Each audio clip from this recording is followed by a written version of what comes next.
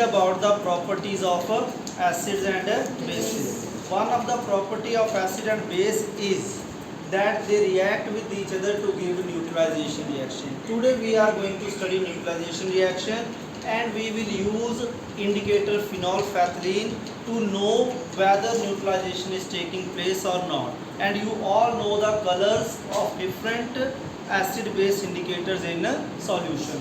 I have distilled water in this beaker. I am pouring some amount of NaOH. Before this I am adding here 2 drops of phenolphthalein. What is this phenolphthalein?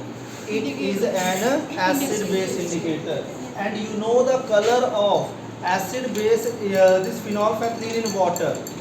In neutral it is colorless, and when I will add sodium hydroxide to it, which is base, what should be the color of phenolphthalein? It will be pink. So see, I will add only 1 or 2 drops, and you can see the color of this solution changes to pink. So it shows the solution in this beaker is acidic or basic? It is basic, because phenolphthalein gives pink color with the base. Is sulfuric acid to it. And what acid and base do? They neutralize each other. Right now the beaker is containing basic medium, basic solution.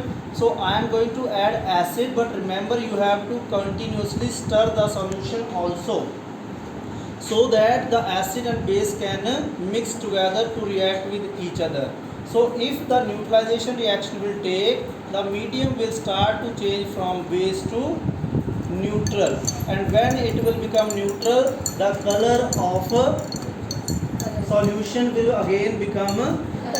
So why this solution changed from pink to colorless? Because the base in beaker is neutralized by acid.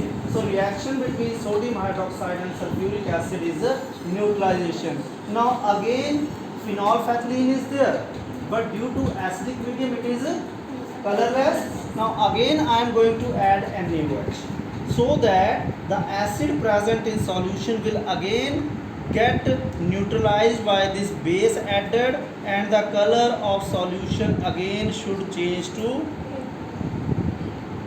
it will change to pink. So can you see it? The solution is again becoming pink. It means the acid gets neutralized by the base. Now again we can neutralize base by adding acid, and it will again turn to colorless. So this is how we study neutralization reaction.